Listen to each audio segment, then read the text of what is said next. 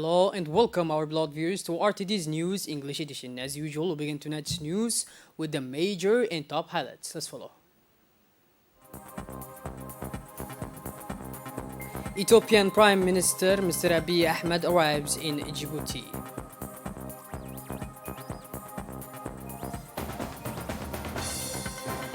Opening of the 12th Global Islamic Finance Summit on the Islamic Finance.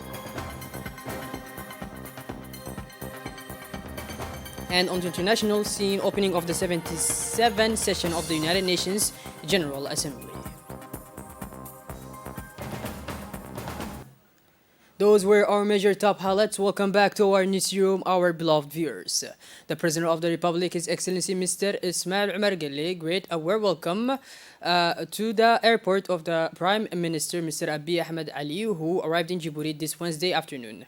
Upon his arrival, the Ethiopian Prime Minister, accompanied by his wife, Mrs. Zinash, and several high-ranking officials of his country, was received by the Head of State and First Lady and President of the National Union of Djiboutian Women, Mrs. Khadra Mahmoud Haid. After this warm welcome marked by the presentation of a detachment of the Republican Guard, President Guelleh and Mr. Abiy had a first meeting at the Lounge of Honor of the Djibouti International Airport. The trip of the Ethiopian Prime Minister to Djibouti is related to his participation in the 12th edition of the Global Islamic Finance Award, an international institution working for the promotion of Islamic finance, which opened this morning at the Kempeski Palace Hotel in Djibouti.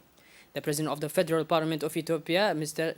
Agnon Tesheger, the Minister of Peace, Mr. Binalef Adoualem, the leader of the ruling Prosperity Party in Ethiopia, in charge of finance, and among other Ethiopian officials accompanying Prime Minister Abiy Ahmed in this trip to Djibouti, arrived well and safe this afternoon.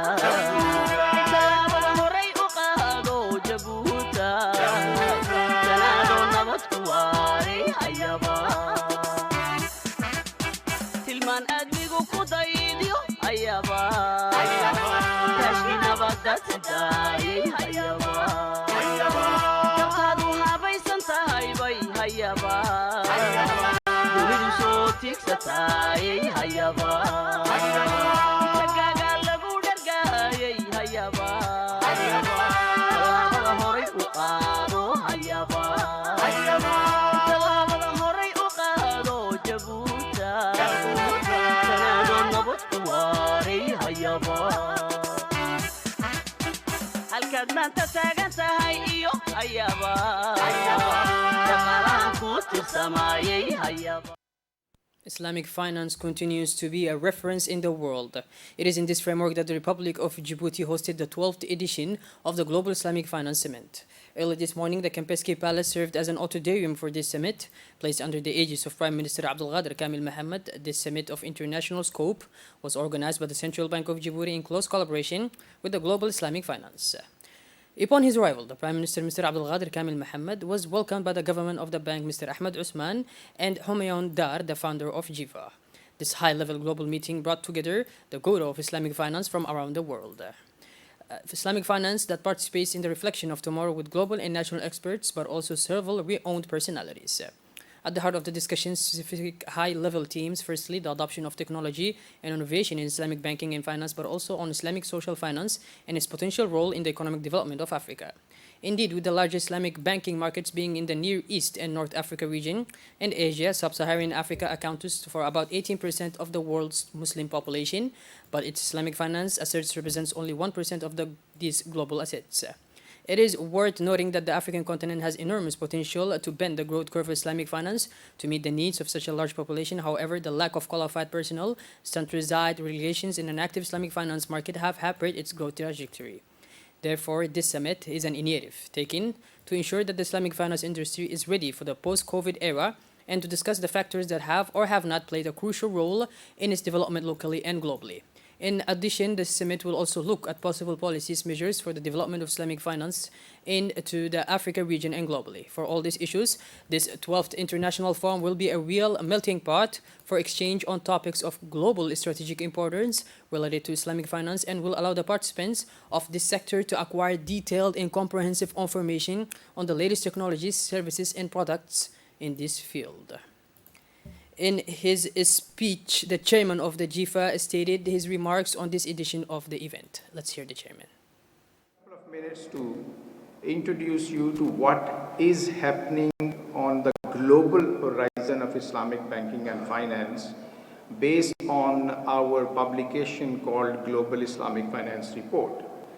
So Global Islamic Finance Report 2022, which is going to be launched in Kuala Lumpur next month, it has some interesting statistics.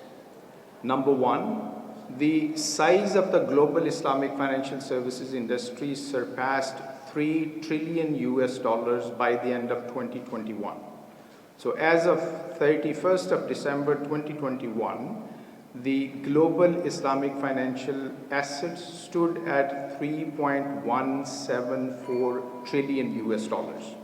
So this is a huge achievement for the industry, which grew in 2021 with a rate of 8.01%. And previous year, this was about 7.56%. And this is very interesting. 2020 and 2021, these are the years, as you know, when the whole world economy was hit by the COVID-19.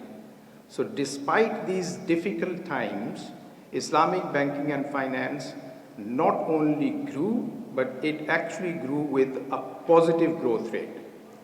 We, in our organization, Cambridge Institute of Islamic Finance, we are looking into the phenomenon of Islamic banking and finance doing well when a global calamity like COVID-19 hits the world economy, better than the financial services, general financial services. Because in 2008-9 global financial crisis, the financial services industry worldwide was hit directly by that crisis. However, there was an evidence that Islamic banking and finance at that time was hit less as compared to the conventional financial services industry. For his turn, the governor of the central bank said that the Global Islamic Finance Award includes various other prizes awarded to the most deserving Islamic banks and to the financial institutions. Let's listen to the governor. Cet important sommet de la finance islamique qui nous réunit aujourd'hui se compose, comme l'a dit le professeur Adar qui m'a précédé, de deux volets. This important Islamic Finance Summit that brings us together today has two parts. In the first half of the day, there will be panel sessions to discuss critical issues in Islamic finance. This includes issues relating to governance, technology, innovation, and the potential of Islamic finance in development in Africa. The second highlight of the event, placed under the high patronage of the President of the Republic, His Excellency Ismail Omar Guelleh, which will begin in the late afternoon and end in the evening with a gala dinner, will be devoted to the awarding ceremony of the Global Islamic Finance Award, GIFA, the most prestigious of which will be presented to His Excellency Abiy Ahmed, the Prime Minister of our brother country, Ethiopia. The Global Islamic Finance Award, which is in its 12 years, was established by EDBIS International Advisors, a London-based think tank chaired by Professor Humayun Dar, who is here with us to promote the development of the Islamic banking and finance industry. Organized annually, the GIFA, whose most prestigious trophy is awarded to the head of state and government, also includes various other awards given to the most deserving Islamic banks and financial institutions. As you know, the President of the Republic, His Excellency Ismail Omar Guelleh, was awarded the GIFA Prize in 2017. It is perhaps not necessary in front of this August Assembly composed of the international practitioners and experts in Islamic finance to outline the spectacular development of this industry across the world, more particularly over the last 2 decades. I would therefore content myself with sharing these few remarks. Assets under management in Islamic finance estimated at nearly $200 billion in 2001 currently exceed the $3 trillion. The global Islamic finance services industry has shown resilience in the face of COVID-19 pandemic, and in terms of profitability, its return have improved in 2021, exceeding their pre-pandemic level. Islamic finance owes its success to its very foundations and operating principles drawn from Sharia law, which make it immune to shocks and crises. In addition, it is a strong link with the real economy and competitive natures of Islamic banks and their innovative financial product explain the remarkable performance of the Islamic financial industry. It is these two intrinsic values that underpin its attractiveness and success beyond its natural sphere.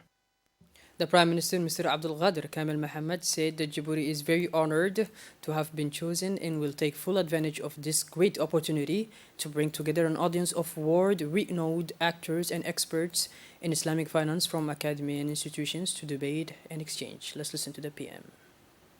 Ce 12e sommet mondial de la finance islamique et des remises des prix GIFA, comme les précédents sommets. This 12th Global Islamic Finance Summit and the GIFA Awards, like the previous summit, will not fail to achieve its ambition.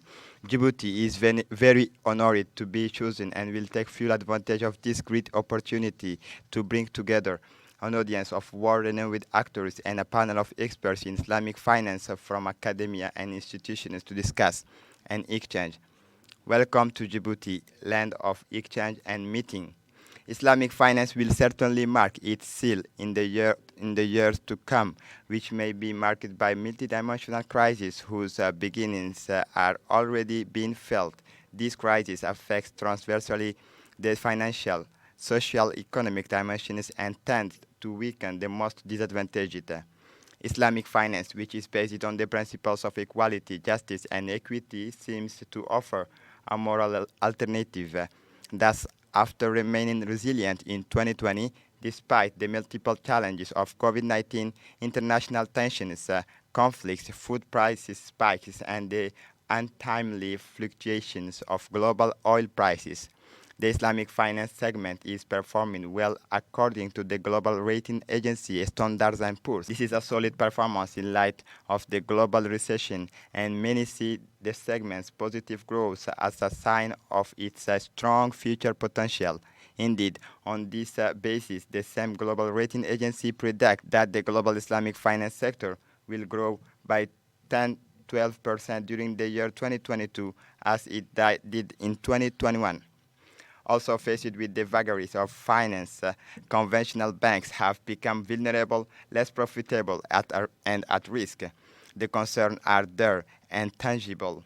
Islamic banks, which are based on values of responsibility, equity, social justice, sharing, mutuality, and balance, therefore offer an ethical alternative by applying this principle to the financial activity of its customers using innovative and Sharia-compatible instruments.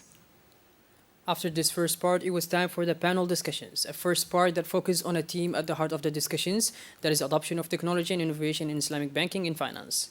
Technology and innovation play a key role in the world today.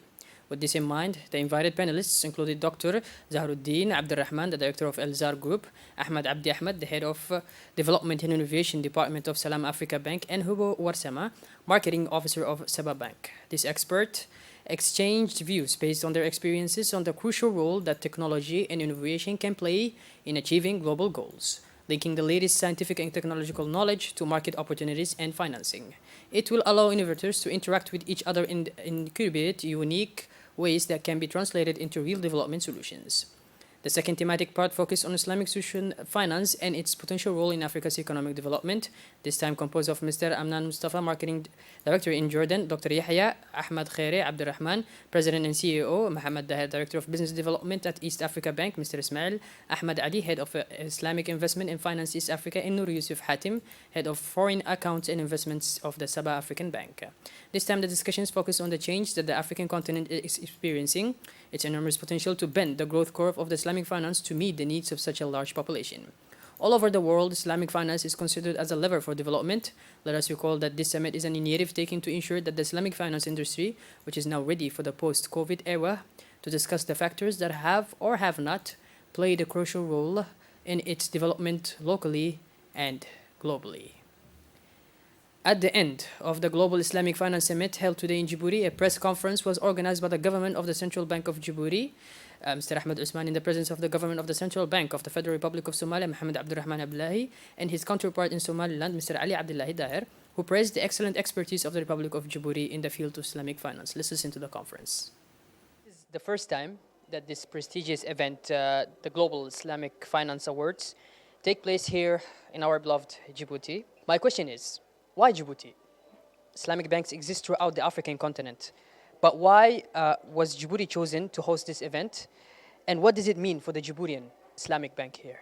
How does it affect? Every year, we choose 4 countries to start with to select one from those countries to hold Global Islamic Finance Awards. This year, we chose Tajikistan, Turkey, Djibouti, and United Kingdom.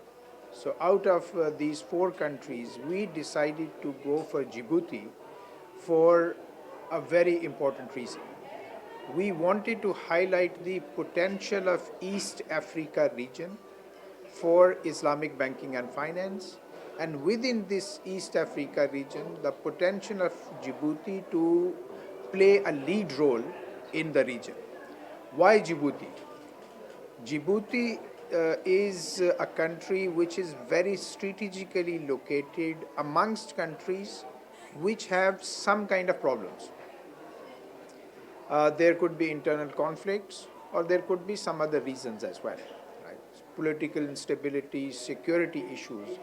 Djibouti provides a very important and safe platform for Islamic financial institutions to be located here and then operate from here either regionally and of course eventually globally as well.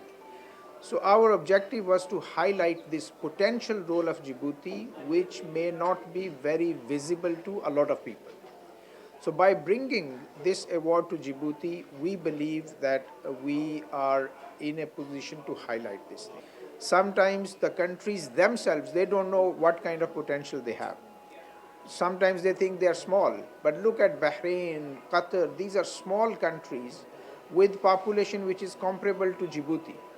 But Djibouti, if it realizes its true potential in Islamic banking and finance, we believe that this can definitely become a regional center of excellence for Islamic banking and finance. All the ingredients are there. The top political leadership is very friendly towards Islamic banking and finance, as I already mentioned. The central bank is very active in this field, and I would say that it's one of the very active central banks in the countries where Islamic banking and finance does exist. Let's listen now to some reactions taken by the RTD microphone from some participants. Not new, but perhaps new in Djibouti, but it's ethical banking. It is all about transparency. It's all about offering your products with clarity to the customer, and those are the underlying principles of Islamic banking, and we are very happy to be, IIB is very happy to be here in Djibouti and offer this new service to the clientele of this market. We are an Islamic bank. We have an Islamic offering. We are what we call an Islamic window. We see great potential over here, not just because this is a Muslim country, but I think the idea is to offer it to the wider population because it is based on very ethical and clear principles, the concept here. The Minister of Health, Dr. Ahmed Roble Abdullah, formalized the launch of the measles vaccination campaign in the Community Health Center of Ward 7. In addition, this campaign will also target the neighborhoods of Balbala 1, Balbala 2, and Hayable. The Minister of Health, Dr. Ahmed Roble, said that this vaccination campaign will continue until September 15th in the 4 neighborhoods of the capital, Djibouti City, and 3 regions of the interior. The Minister said that the targeted immunization against measles will concern in priority localities such as Tajura City, Dora, and Adailu, the city and capital of the region of Arta, and finally the locality of Yobuki, and the capital of the region of Dakhil. The Minister of Health also urged all parents to have their children over 6 months old vaccinated in order to provide them with effective and safe protection against measles.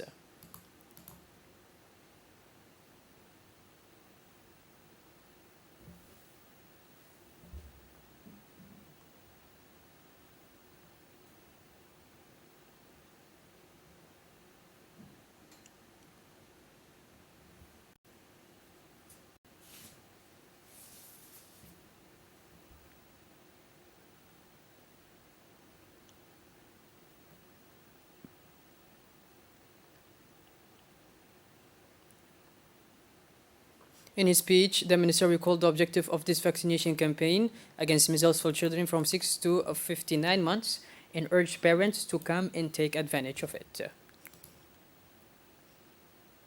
On September 14, in the presence of the Chief General Staff of the Armed Forces, Lieutenant General Zakaria Sheikh Ibrahim, attended the morning at 8 o'clock in the Inter-Army Regiment of Dakhil the handover between the new Chief of Staff, Colonel Ibrahim Ali Farah, and the outgoing Chief of Staff, Lieutenant Colonel Ibrahim Yusuf Dabar.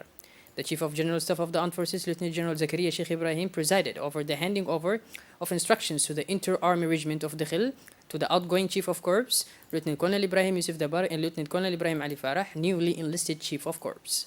Upon descent from the helicopter, the CGS was greeted by the Chief of Corps of the Riyadh Regiment, Lieutenant Colonel Ibrahim Yusuf Dabar, commander of the Dakhil Inter-Arms Regiment. Then the CGS greeted the Picket of Honor erected in his honor.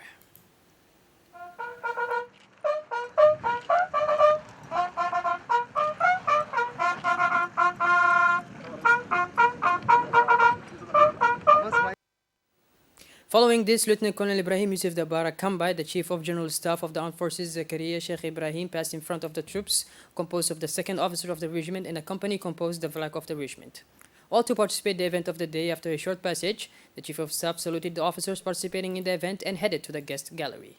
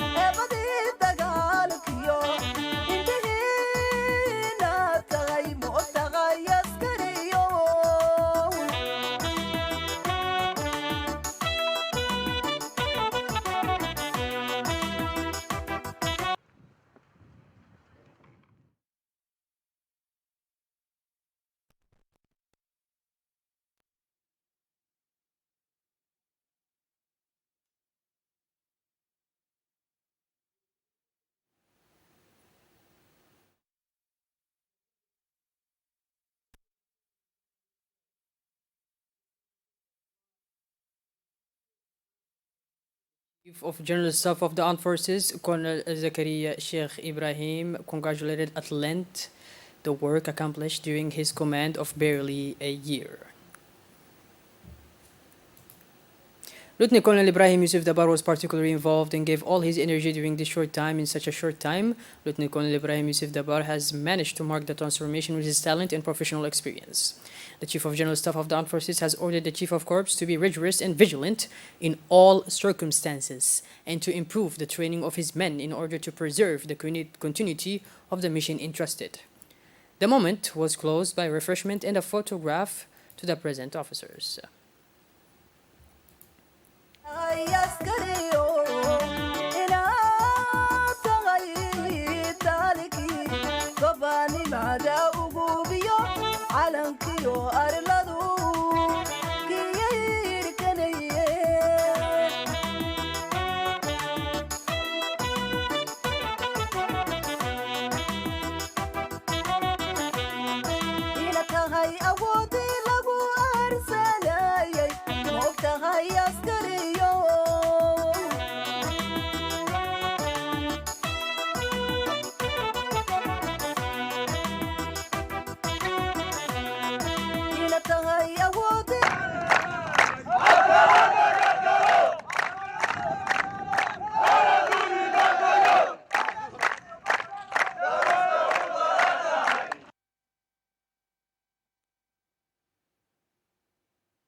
The Ministry of Labor, in charge of formalization and social protection, organized yesterday a workshop on the establishment of a collaborative platform for better integration into the workforce.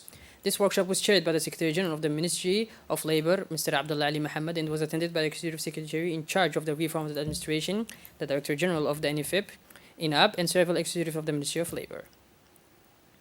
The objective of this workshop, which is crucial for a better integration into the labor market, is first to discuss ways to improve coordination and to reflect together on the establishment of a framework for exchange of information and collaboration between local actors in the labor market, both public and private sectors.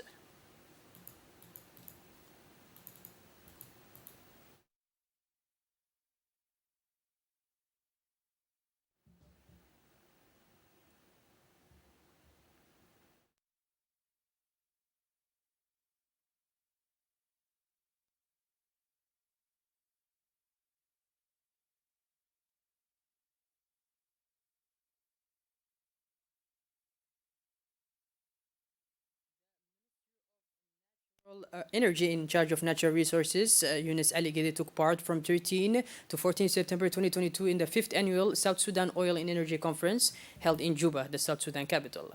The conference, organized by the government of South Sudan in partnership with the Energy Capital and Power International Investment Platform, brought together government officials, heads of international and regional organizations, investors, and major oil and energy players from East Africa and around the world. Several topics related to the development of the petroleum sector were at the center of this conference. Growth and development for East African countries and access to sustainable energy for the population. The objective of the conference was to stimulate business and investment in the hydrocarbon sector. Shifting gears towards the international scene now, the opening of the 77th session in the United Nations General Assembly was declared on Tuesday at the UN headquarters in New York by the new UNGA president. Let's follow. The 77th session of the United Nations General Assembly UNGA was declared on Tuesday at the UN headquarters in New York by the new UNGA President Gaspar Grossi. UN Secretary General Antonio Guterres, in his inaugural address, urged member countries to address common challenges. Addressing common challenges will require unwavering solidarity while demonstrating the promise and potential of the UN. He stressed the new President of the General Assembly, Mr. Grossi, called for solutions through solidarity, sustainable and science. The world looks to the United Nations for answer. As the main deliberative body, the World Organization, the General Assembly bears special responsibility, he noted. Bayern Munich won against FC Barcelona in the clash of the second day of the group stage of the Champions League. The Won against Barcelona, the clash of the second day of the group stage of the Champions League.